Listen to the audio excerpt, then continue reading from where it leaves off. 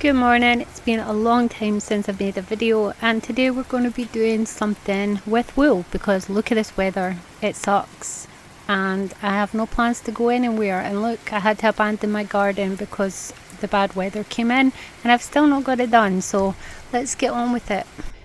So today I am working on scrap yarn. I've went through all of my wool and anything small, scraps or wools that I'm probably never going to use is all here.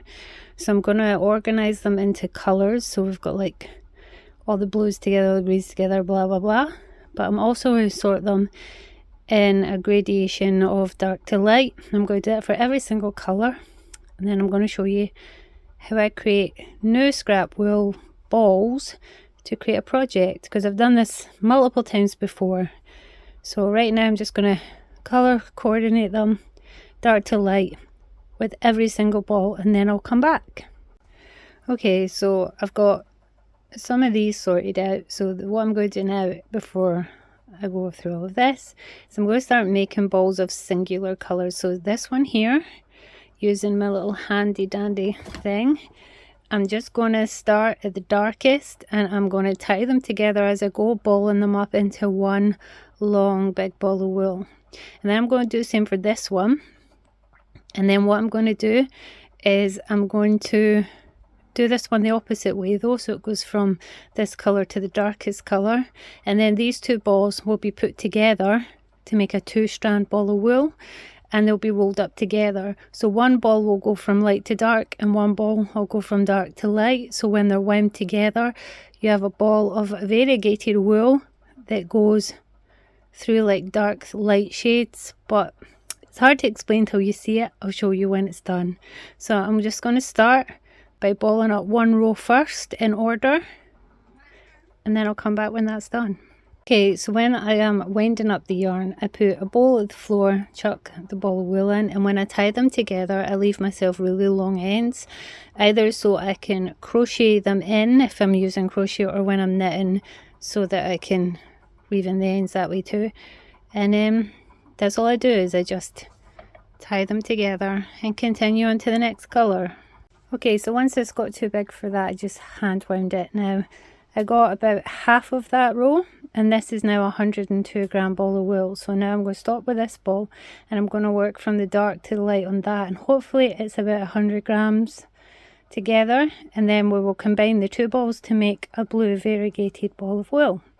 And I'm trying to keep it within the same colour family. So even though these are both blue rows, they were different. These are more of a turquoise blue, these were more of a royal blue. So I'm just separating everything out by kind of their colour family, and I'll try not to overlap yet, unless I want to make a ball of wool that's combining two different colours. But right now this one is just going to be all from this blue row here. Okay, so even though one looks bigger than the other, this one's 101 grams and this is 102. So now this one started from dark and got lighter as it progressed, and this one started light and got darker as it progressed. Now I'm going to combine them together exactly this way. So one will get darker, one will get lighter, and we're going to create one 203 gram ball of wool. So I'm going to put one in a bowl here and one in a bowl beside it, start winding them together as far as I can until we have a finished ball. So two bowls together, I'm just going to wind them, and when it gets too big for this I'll take it off and hand wind it. Okay, so we got to the end of this one and this is how it's looking. I actually ran out of the heavier ball, so I had to add extra light blue on the end to get right to the end of the dark blue. So this is our royal blue ball done. I'm now going to do this for all my colours because I'm going to use this in a rainbow. So I'm going to work through the colours and put them side by side. Now because this one's ended in a really dark, I want to make sure my next ball of wool starts with one of the really darks and then ends lighter, because I like to not only have it going from dark to light within the wool, but when I crochet it into a blanket I want it to continue sort of like merging into the next colours too, and I can do that with the dark and the lights even though the colour changes. So this will go from this colour to probably the royal blue or purples. No, probably turquoises. Turquoises will move to this will move to greens, greens will move to yellows, then we'll just work that way until we end up at purple. And I'm going to keep all the balls of wool in order because they're going to join on to one another. Okay, so we've managed to get a few colours done, as you can see. And all of these done, all from scrap wool that I had no other use for. Aren't they a lovely little array of colours? And down here we have what is left that I haven't wound yet into a neutral.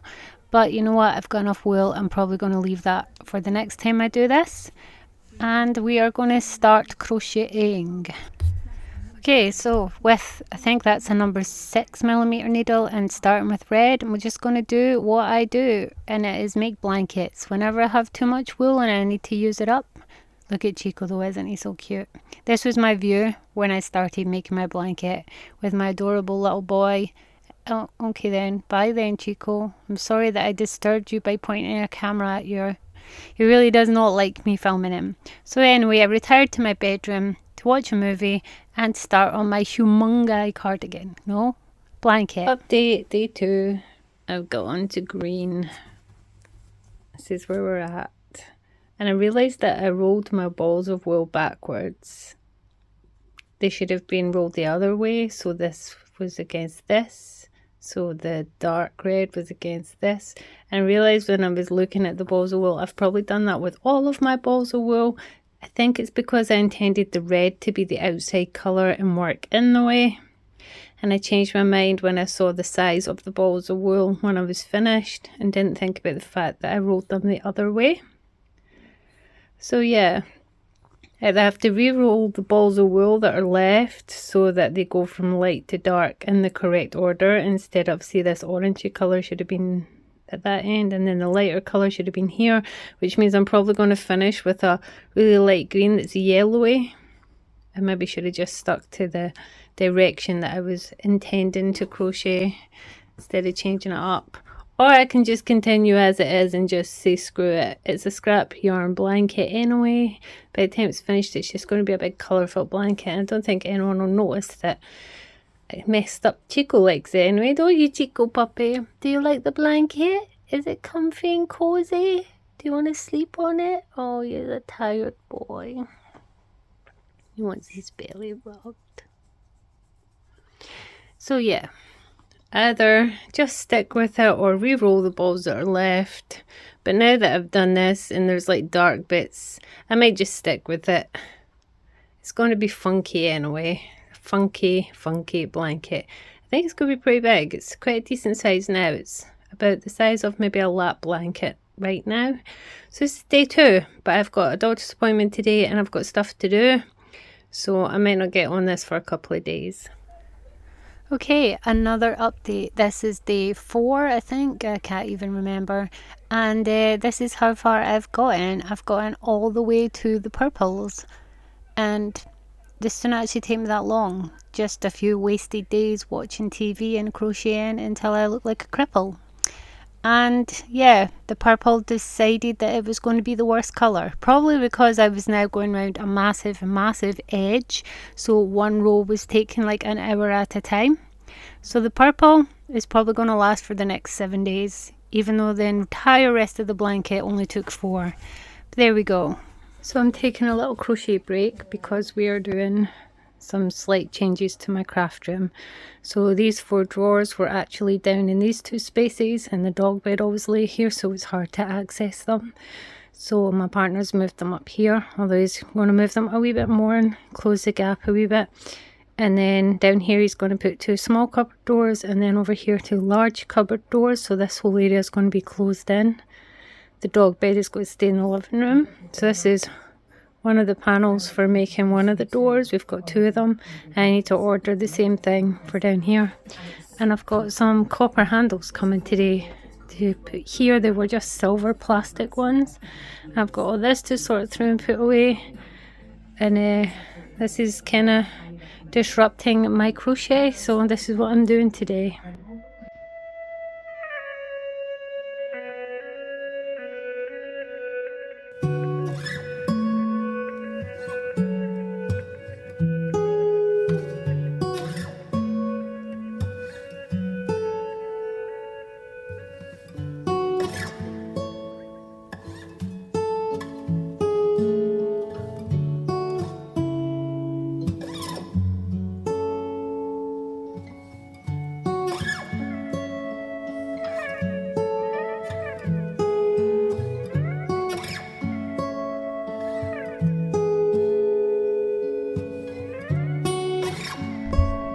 Okay, we are on to the absolute worst job ever, and if you are a crocheter, you'll know that weaving in the ends is akin to torture. So we stick on YouTube.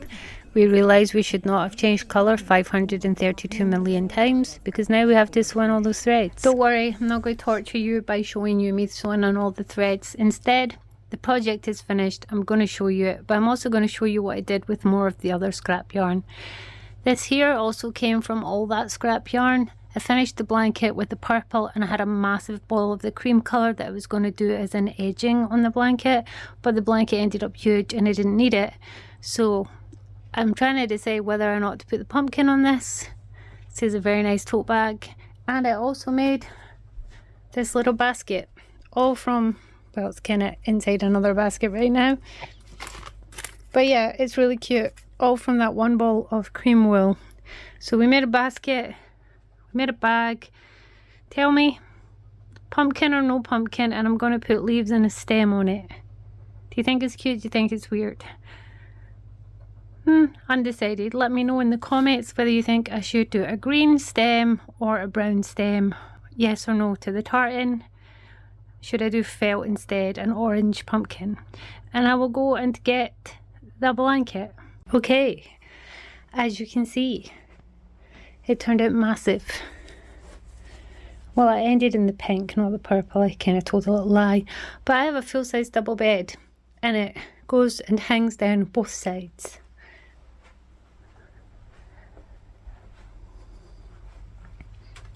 It's bright, it's crazy funky, it's really heavy, it's really warm, and my son stole it.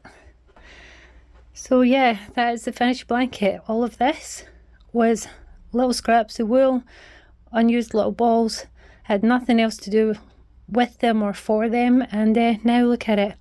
You can't tell that some of the wool on here is actually sparkly, but it's really cool. It turned out better than I thought it would, and my son loves it. So I guess that's the end of this video for today, and this is what I do with yarn scraps. Hopefully I'll be back with a studio vlog soon, and I will catch you in the next video.